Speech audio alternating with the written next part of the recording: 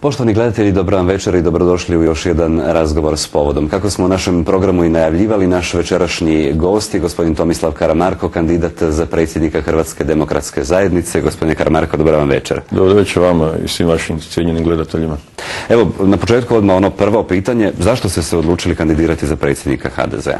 Pa da, dobro, mislim, odgovor sigurno nije jednostavan, ali možda je čak i je. Dakle, bio sam ponukan nakon svega ovog što se događa u Hrvatskoj demokratskoj zajednici, analizirajući procese zadnjih 10 godina u Hrvatskoj demokratskoj zajednici, jedan proces koji je Hrvatsku demokratsku zajednicu zapravo doveo i do ovog izbornog poraza, proces koji je počeo, a nikako nije smio započeti u Hrvatskoj demokratskoj zajednici, zove se proces detuđmanizacije, koji je, rekao bih, od Hrvatske demokratske zajednice učinio jednu strukturu dezideologiziranu, skupine ljudi koji su karijeristički, dakle, premještali se s jednog mjesta na drugo mjesto, ili sabor, ili neko ministarstvo i tako dalje, ili na nižim razinama, slična preslika.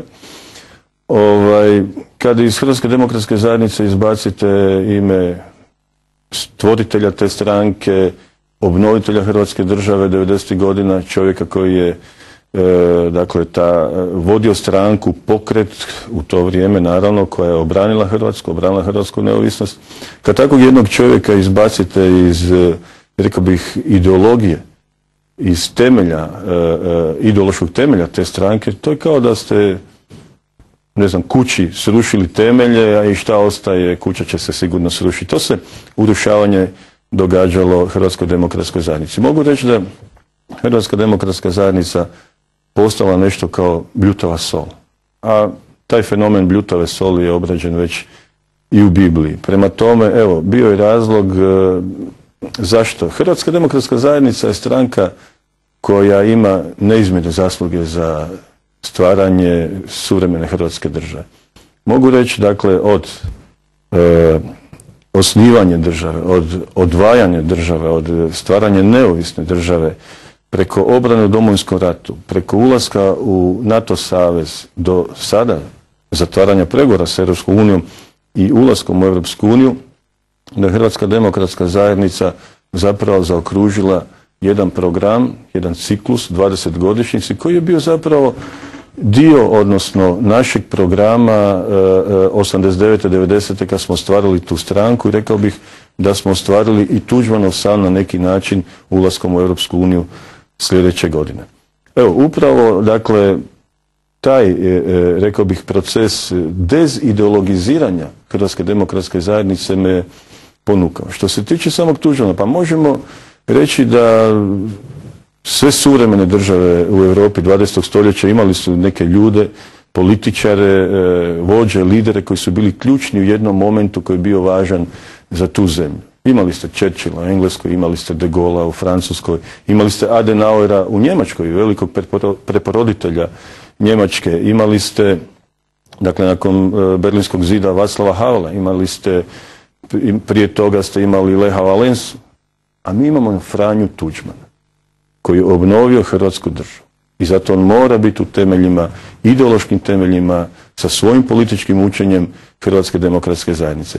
Kad sam vidio da se ide u taj proces detuđmanizacije, otprilike moram priznati da sam znao kako će to završiti.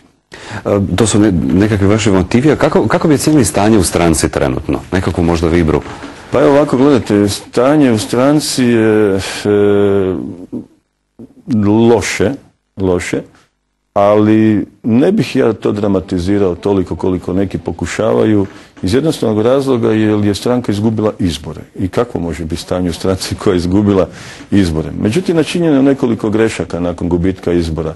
Nije data prava ocjena, nije formulirana prava ocjena tog gubitka, nije učinjena analiza zašto se izgubilo i nije nitko nikakvu odgovornost nosio zbog toga. Dakle, o tome se uopće ne priča. Prema tome, vidite, koliko god to djeluje na neki način, rekao bih, pesimistično i loše, s druge strane, ta nebriga vrha stranke da definira ove pojmove i da objasni svom članstvu je dovela do jednog pozitivnog procesa. da se stranka, rekao bih, spontano demokratizira. Da se doista spontano demokratizira. Jedan od dokaza za to da sad ima nas 5 protukandidata gospođi Kosor. I to je izvrsno. Ja svim svojim protukandidatima čestitam na toj jednoj hrabrosti da svi skupa, kažem, počnemo rušiti te nekakve kineske ili berlinske zidove nedemokratičnosti u ovoj stranci. Obilazim puno teren, razgovaram sa puno ljudi, članova, i na svim razinama se to događa. Ljudi zapravo više ne žele da stranka funkcionira na način kako funkcionira. Centralizirana, ideje dolaze odozgor, zapovjedi dolaze odozgor. Dakle, to nije dobro. Ja mislim da takozvani teren mora davati inicijativu, mora sudjelovati u kreaciji politike stranke, pogotovo onoj lokalnoj, pogotovo onoj kadrovskoj. Jel? Prema tome, događa se i taj jedan pozitivni proces u stranci i mislim da je to jako, jako dobro. Spomenuli ste demokratizaciju stranke. Je li ona dovoljno poodmakla da se ovi izbori koji predstoje unutar stranke mogu očekivati kao pošteni izbori? Pa gledajte, to je sad relativno pošteni. Mi vidimo da oficijalna struktura vodeća i baš i nema te namjere. Dakle, da su spremni primijeniti neke druge metode, nekakav inženjering, ne bili došli, ne bili iskadrovirali ljude koji su lojalni i koji bi dalje funkcionirali kako se do sada funkcioniralo u stranci. Međutim, sve ono što se događa sad u Hrvatskoj demokratskoj zajednici pod jednom je kvalitetnom lupom javnosti. I naši članovi vrlo burno reagiraju na svaki pokušaj nepravilnosti, odnosno svaki događaj koji je, možemo označiti kao nepravilnost, koji ide protivno statutu, koji ide protivno nekakvim, rekao bih, i demokratskim načelima i moralnim načelima u konačnici na koje se vrlo često poziva. I vi ste se, to što kažete, pozivali na razne manipulacije. O čemu se radilo? Koje su to bili nekakve Upravo ovo o čemu govorimo, bilo je nekoliko slučajeva, evo i tu u vašem kraju, i događa se i na nekim drugim mjestima Hrvatske, pokušaj da se većini nametne volja manjine. To naprosto neće proći. Dakle, imperativ je da ovi izbori doista budu pošteni, da budu demokratski. Ako mi kao stranka nećemo unutar sebe biti demokratični i poštivati ta neka načela, ako nećemo biti pošteni, moralni, pa ne možemo to ni isijavati prema vani i nećemo dobiti sljedeće izbore na način kako mislimo dobiti. Dakle, samo radikalne promjene mogu nas dovesti do pobjede. Evo, baš sam to htio pitati, dakle, koje su to stvari koje bi HDZ vratile na taj put pobjede? Dakle, evo da, gledajte, HDZ ima oko 200, neki kažu 220.000 članova. To je silan potencijal. Vrlo, vrlo kvalitetnih ljudi. Ja sam oduševljen, dakle, u ovom obilasku Hrvatske, obilasku terena, kakve sam sve ljude sreo. Pogotovo mlade ljude koji imaju nevjerojatan potencijal. I bio sam sretan zbog toga i rekao sam sebi, Hrvatska demokratska zajednica zaista ima budućnost i Hrvatska ima budućnost. Tim ljudima treba dati hrabrost, treba im dati smisao. Mi Hrvatskoj demokratskoj zajednici moramo vratiti dušu, moramo ju ideologizirati. Ne smijemo dopustiti da ova druga strana, lijeva strana, a oni to uspješno rade, da nam prebacuju i provlače ovu ideološku supstancu iz socijalizma danas kao isto nekakve vrijednosti. Dakle, da danas nekakve ikone iz socijalizma su nama vrijedni nego Franjo Tuđman, da je Franjo Tuđman operetni general, da je diktator i tako dalje. Sve što nije istina. Franjo Tuđman je stvorio demokraciju, stvorio više stranačje sada naravno sa Hrvatskom demokratskom zajednicom i ljudima koji su predano radili. Prema tome, ne smijemo dopustiti to, mi moramo afirmirati politiku koju je učio dr. Tuđman, osuvremeniti je, prilagoditi novim uvjetima, dakle sad kad smo na pragu Europske unije, i davati definitivno prednost u stranci mladim ljudima.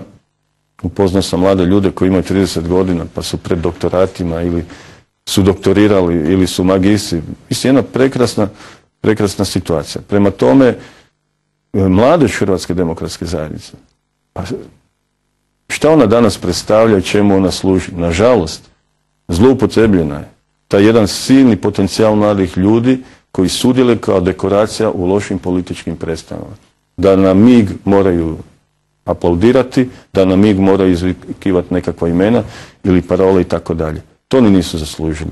Jer u tim godinama smo mi stvarali Hrvatsku demokratsku zajednicu, u tim godinama su neka djeca, ajmo tako reći, bila na ratištima i gubila živote i prema tome i danas moramo cijeniti tu našu mladež, dati im mogućnost da se afirmiraju najprije u Hrvatskoj demokratskoj zajednici, da ju vode jednog dana i tako će voditi Hrvatsku jednog dana.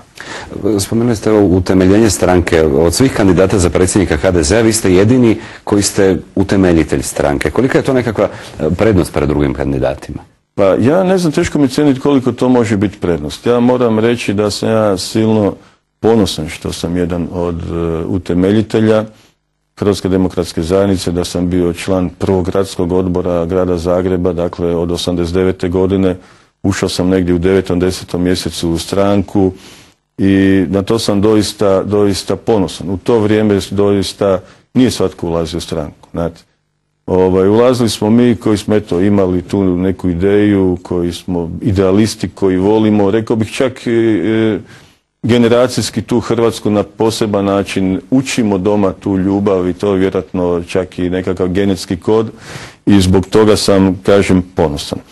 Koliko to može biti prednost? Gledajte, meni je osnovni princip kod mojih kolega koji su također kandidati za mjesto predsjednika to koliko su odani ovoj ideji doista neovisne Hrvatske, koliko su odani ideji, rekao bih, demokršćanskog profiliranja naše stranke, jednog narodnjačkog, ajmo da taj termin čak i malo proširimo, jednog narodnjačkog profiliranja naše stranke i koliko su spremni boriti se doista iskreno za stranačke interese, a ne za svoje interese. Prema tome, meni to može biti prednost, ali ne mora biti prednost, jer, kažem, mislim da su i ostali kandidati kvalitetniji, ali evo, ja vjerujem da ću pobijediti. Evo, svoju kandidaturu istakli ste u hotelu Panorama, ne u stranačkim prostorijama. Znamo, odlukom predsjedništva HDZ-a je zabranjen pristup kandidatima do 5. svibnja. Jel? Kako to komentirate? Pa nemam ništa lijepo i dobro reći o takvoj jednoj odluci, definitivno, jer pa mislim da smo trebali biti relaksirani u svemu ovome, dakle u ovom procesu, u ovoj takozvanoj kampanji, da je predsjedništvo stranke trebalo dopustiti da mi kandidati koristimo naše prostorije. Ma mene to posebno i dvostruko boli, ja ne mogu ući u prostorije gradskog odbora grada Zagreba koji sam stvarao i bio sam prvi član u prvom sastavu, dakle, članstva, da ne mogu koristiti te prostorije nego moram po hotelima ili, ne daj Bože, nekakvim restoranima razgovarati